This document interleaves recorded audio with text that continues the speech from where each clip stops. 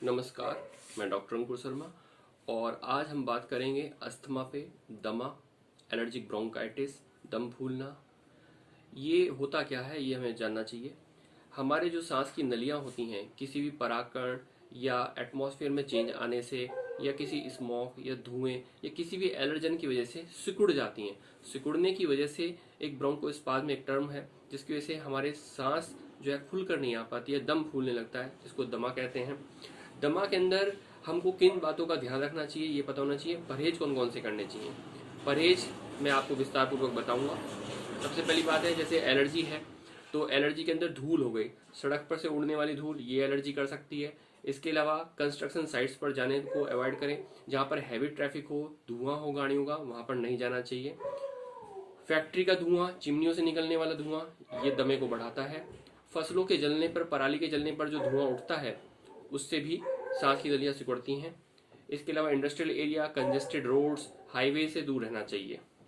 बसंत ऋतु में परागकण ज़्यादातर वातावरण में फैले रहते हैं, इनकी वजह से भी खांसी, एलर्जी, दम फूलता है, तो इस चीज़ का ध्यान रखना चाहिए, मास्क लगा के रखना चाहिए। गैसेस के अंदर बात करते हैं तो एसिड फ्यूम्स हो गए, जैसे जिन जगह पर गंधक, सोरे का तेजाब, सल्फ्यूरिक एसिड, नाइट्रिक एसिड्स का प्रयोग होता है, टॉयलेट क्लीनर में यूज़ होता है HCl का, हाइड्रोक्लोरिक एसिड का, तो ये भी लंग्स को डैमेज करते हैं। तो जब आप यूज़ करें और आपको ऐसा महसूस हो कि भाई इससे मुझको सांस लेने में प्रॉब्लम हो रही है, एलर्जी हो रही है, बार बार कफ हो रहा है, तो आप अपने इस चीज़ से दूर हैं। इसके अलावा बैटरी का जो काम करते हैं उन सब में सल्फ्यूरिक एसिड, नाइट्रिक एसिड वगैरह इन सब का प्रयोग होता है।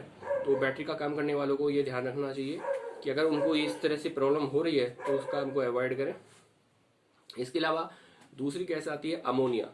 अमोनिया जनरली पब्लिक टॉयलेट्स में और खाद में और फ्रीज वगैरह से निकलती है, रिलीज होती हैं, तो इसमें ध्यान रखें आप। फॉर्मेल्डिहाइड या फॉर्मेलिन का प्रयोग अधिकतर लेबोरेटरीज में होता है, हॉस्पिटल्स में होता है, मॉर्चरी के अंदर भी यूज़ होता है।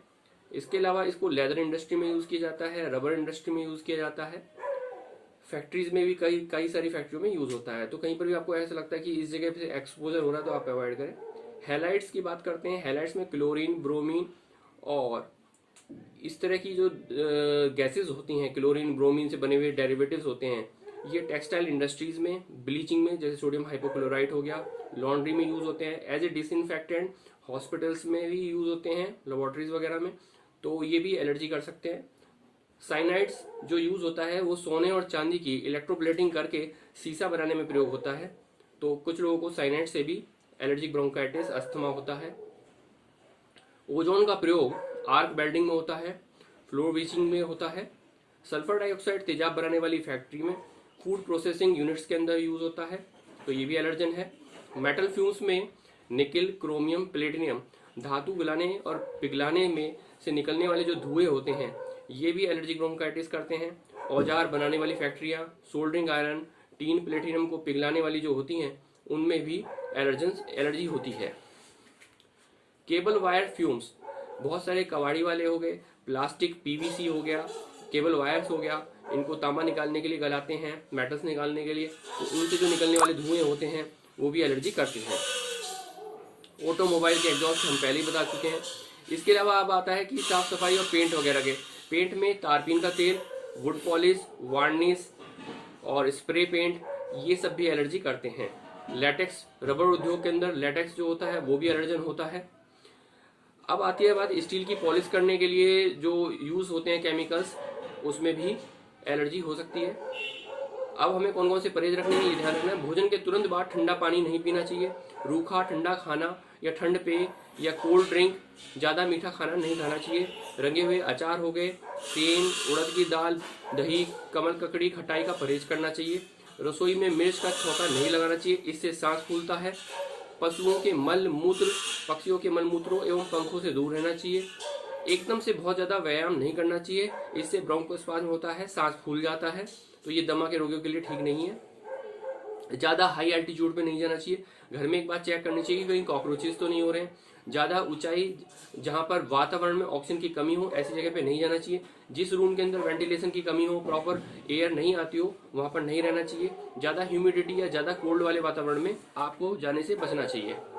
अब आती है बात कुछ दवाएं जो अस्थमा के दौरे को बढ़ाती हैं उनसे सावधान रहना चाहिए या अपने डॉक्टर से परामर्श करके ही तभी लेनी चाहिए। जैसे डिस्प्रिन हो गया, एस्प्रिन, ब्रूफेन, डाइक्लोफिनेक जैसी NSAID पेन किलर दवाइयां होती हैं। इसके अलावा बीपी की कुछ दवाइयां होती हैं जो ब्रोंकोस्पाज्म को बढ़ाती है, जैसे बीटा ब्लॉकर हो गए, एटिनोलॉल, प्रोपेनोलॉल, मेटाप्रोलॉल।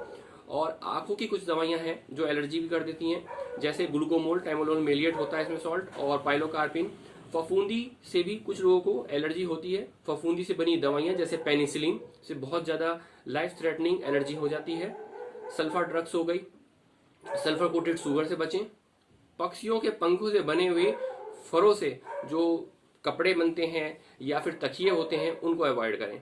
अब एक कारण आता है कि जो हमारे दमा में एक पैसिवली इन्वॉल्व रहता है वो है पैसिव स्मोकिंग। जैसे कोई बाहर घर में या बाहर सिगरेट स्मोकिंग कर रहा है तो वो भी हमारे लिए नुकसानदायक, क्योंकि उसका भी धुआं हमारे फेफड़ों में जा रहा है। और जो लोग सिगरेट पीते हैं और प्रतिदिन 20 सिगरेट पीते हैं उनके आसपास रहने वाले लोगों को दमा का खतरा 1% तक बढ़ जाता है।